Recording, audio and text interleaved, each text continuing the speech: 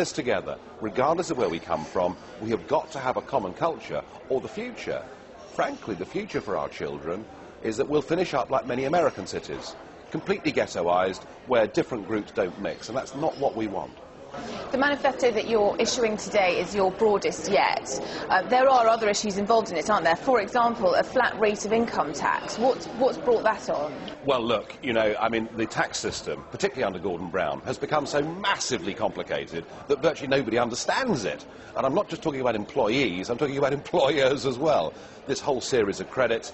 And the ultimate madness is that we trap people who are living on benefit, we stop them coming off benefit and going to work because they start paying tax at much too low a level. So what we're saying is raise the tax threshold to £11,500, stop people who are earning minimum wage from paying tax, incentivise those on benefit to get off benefit and go to work, and thereafter let's have a massively simplified tax system and a tax system that gives people incentives to go out and work hard and earn more money.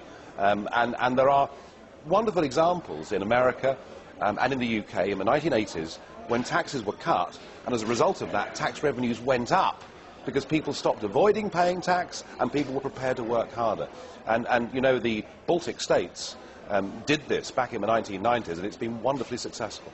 One of the reasons you've been in the news recently is because of an outburst in the EU Parliament against the EU President. Outburst? Why was it an outburst? Why is it? You know, why is it when somebody can stand up in the European Parliament and throw abuse at me, that's fine because they support the European establishment.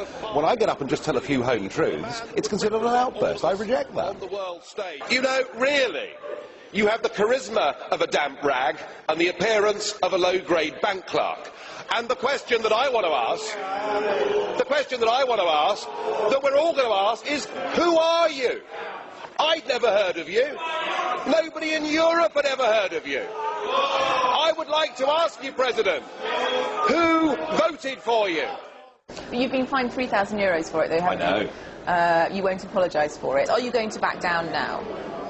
I am not going to be told by the President of the European Parliament that I cannot go as the leader of a group of MEPs where we came second across the entire United Kingdom on June the 4th last year. I'm not going to be told that I can't provide a voice of opposition because it upsets his sensibilities.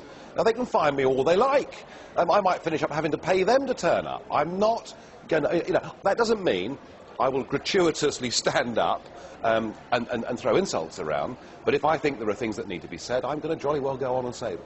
The European Union's still trying to decide what to do about the Greek economy. Germany seems increasingly unwilling to bail Greece out and indeed to bankroll the entire European economy. Do you think that Germany itself is moving towards Euroscepticism? Well, I think the German people already are becoming very, very much more Eurosceptic. I would defy you to go to Berlin and meet a taxi driver or a bartender that would have voluntarily given up the Deutschmark for the euro. And I think the idea, I mean, German taxpayers have been the biggest contributors to the European Union for some years, but the benefit they've had is they've had a massive trade surplus with the rest of the European Union. The idea now that German taxpayers, having spent 20 years transferring money from the west to the east, should now be asked to start bailing out countries like Greece, and possibly not just bailing them out once, but doing it again and again, and perhaps that would extend to countries like Portugal or Ireland or Spain. I don't think this is politically sustainable in Germany, and I'm looking forward to seeing some proper Eurosceptic voices in German politics starting to get elected in big numbers, and I think it will happen. Now, the UK's obviously stayed outside the Eurozone. Hooray, yeah. And yet we have the biggest economic contraction in this country and also the biggest budget deficit in the entire Union. Do you think that staying out of the Euro has really helped our economy? Well, look, had we been in the Euro, we would have had interest rates for 7 of the first 10 years that would have been lower than they should have been. We were told by the Europhiles, oh, it'll give us cheap mortgages. Well, what it would have led to is an even worse property rise and bust than we've actually experienced. Because we're outside the euro, and yes, you're right, the British government has grossly mismanaged our economy, but because of that, sterling has fallen just over 25% on the world's exchanges, giving us at least half a chance. We're in a much better position than Greece is. Greece doesn't just have all its fiscal problems, Greece also is stuck inside a currency that is totally unsuited to it. So, I mean, the first great victory that we secured was in keeping the pound. And you might notice on this rosette that we in 1998 adopted as our party logo, keep the pound, and thank goodness we did. And you're obviously a renowned Eurosceptic, but do you think that the breakup of the Union would benefit the UK? Well, I think the UK leaving the Union would benefit the UK. I suspect the breakup of the Union would benefit all the other member states.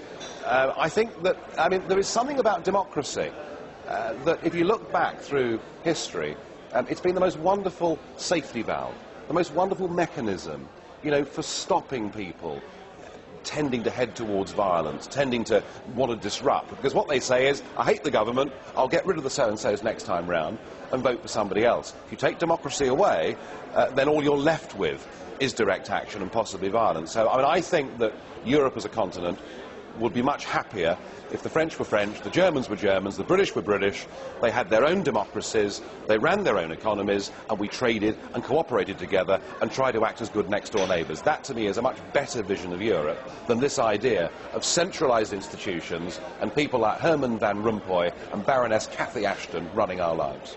Mr. Farage, thank you very much. Thank you.